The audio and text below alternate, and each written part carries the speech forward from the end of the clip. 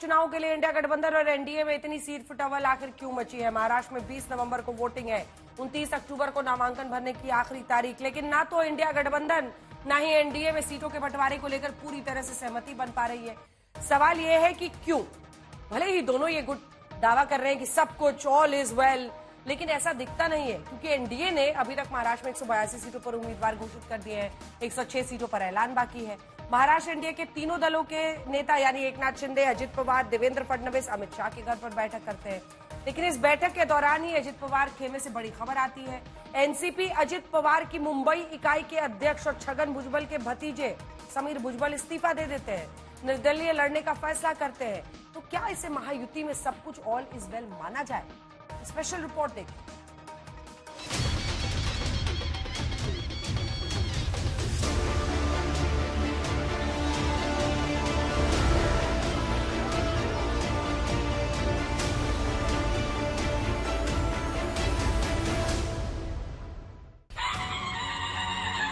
महाराष्ट्र में चुनावों की रणभेरी बच चुकी है। 20 नवंबर को वोटिंग है, ऐसे में नामांकन और रोड शो का दौर शुरू हो चुका है। हर कोई अपनी अपनी जीत का दावा पेश कर रहा है, लेकिन 6 बड़ी पार्टियों बीजेपी, कांग्रेस, शिवसेना एकनाथ शिंदे गुट, शिवसेना उद्धव गुट, एनसीपी शरद पवार गुट और एनसीपी अजित पवार गुट के बीच इस बार जंग जोरदार है।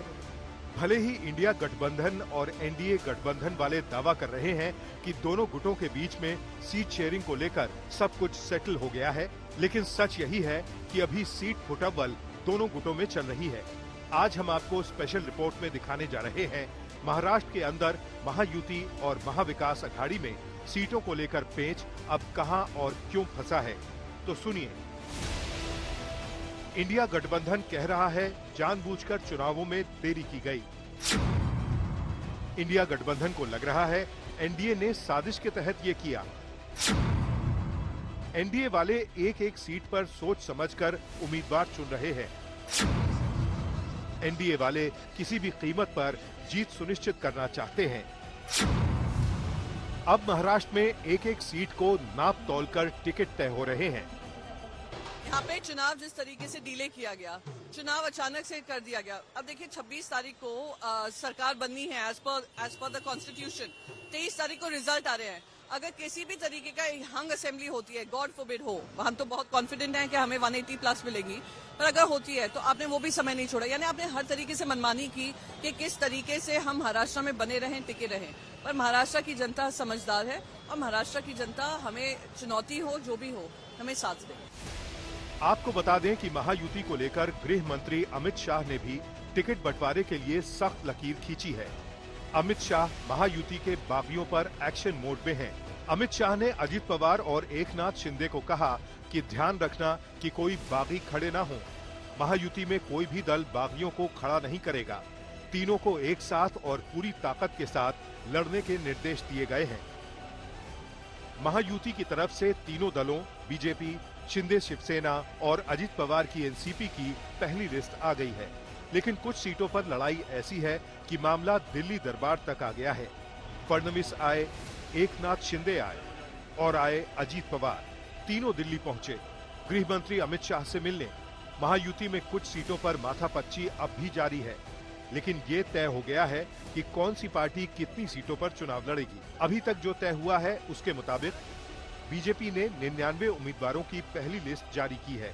शिंदे शिवसेना ने 45 उम्मीदवारों की लिस्ट जारी कर दी है और अजित पवार की एनसीपी ने 38 नाम घोषित कर दिए हैं। यानी महायुति ने कुल 182 सीटों पर उम्मीदवार घोषित कर दिए हैं। यानी 106 सीटों पर उम्मीदवारों का ऐलान होना अभी बाकी है। इन सीटों पर पेंच अमित शाह के साथ बैठक में सुलझने की संभावना है, लेकिन महायुति के तीनों नेता समझौते की सूरत बनने का दावा कर रहे हैं। पिछली बार भी कामाख्या देवी का दर्शन करने हम आए थे, चुनाव से पहले भी, सरकार बनाने से पहले और सरकार बनाने के बाद भी आए थे। कामाख्या माँ का आशीर्वाद बहुत है और इसलिए इस बार भी कामाख्या माँ का आशीर्वाद लेके यहाँ पर जाएंगे और हमारी काम की शुरुआत भी हो जाए। अभी महायुती म्हणून त्या बाबतीमध्ये एकत्र निवडणुकीला सामोरं जातोय. भाजप, शिवसेना, राष्ट्रवादी काँग्रेस पक्ष आणि त्याच्यातून काही आमचे घटक पक्ष असं आम्ही या निवडणुकीला सामोरं जातोय. आज माझे प्रांताध्यक्ष देखील यादी काही सगळी आमची झाली नाही. अब आपको बताते हैं कि महायुति में सीटों के बंटवारे को लेकर टकराव कहां है। हिमांशु मिश्रा हमारे सहयोगी इस खबर पर हमारे साथ जुड़ रहे हैं। हिमांशु, बीजेपी की तरफ से देखिए, हालांकि वहां से देवेंद्र फडणवीस भी आए, शिंदे भी आए, अजित पवार भी आए, लेकिन कहां कहां पर मामला अटका हुआ था और गृहमंत्री का इंटरवेंशन हुआ। एक बात जो साफ बताई गई है, जो बाहर आई, वो ये कि एक दूसरे के बागियों को टिकट मत दीजिए। देखिए, बिल्कुल ये बात तो कही गई कि एक दूसरे के जो दागी हैं उनको टिकट मत दीजिए, चाहे वो नयाब मलिक हो या प्रदीप शर्मा हो। उसको लेकर भारतीय जनता पार्टी के कुछ ये कहें कि उनकी आपत्तियां हैं, ये बात सही है और इसीलिए अब ये कहा गया है कि नयाब मलिक जो है उनकी जगह उनकी बेटी को जो है सना मलिक है उनको टिकट दी जा सकती है। प्रदीप शर्मा को लेकर भारतीय जनता पार्टी का कड़ा विरोध भी है और आपत्ति भी है कि इस तरीके से अगर हम टिकट देंगे तो कहीं ना कहीं महायुति को जो है वो नुकसान हो सकता है। और जो आज 4.5 घंटे चर्चा चली है अंजना, उसके बाद ये कहा जा रहा है कि अब मुंबई में एक राउंड की और बैठक होगी और उसके बाद जो है सीट शेयरिंग को लेकर जो फाइनल फार्मूला है उसकी घोषणा जो है वो महायुति के नेताओं के द्वारा कर दी जाएगी। लेकिन भारतीय जनता पार्टी की तरफ से जो हमको जानकारी मिली है, 150 सीटों के करीब जो है वो भारतीय जनता पार्टी चुनाव लड़ेगी और दूसरी जो सूची है 95 उम्मीदवारों के बाद, वो अब सूची जो है कल दोपहर बाद जो है फिर से भारतीय जनता पार्टी की तरफ से जारी की जाएगी। लेकिन आज की जो बैठक थी उसमें 23 सीटों को लेकर पेच फंसा हुआ था। मुझे लगता है ज्यादातर सीटों पर जो गृह मंत्री अमित शाह के इंटरवेंशन के बाद जो है वो मामला सुलझ गया है। बहुत बहुत धन्यवाद आपका, हिमांशु मिश्रा हमारे सहयोगी जानकारी दे रहे थे।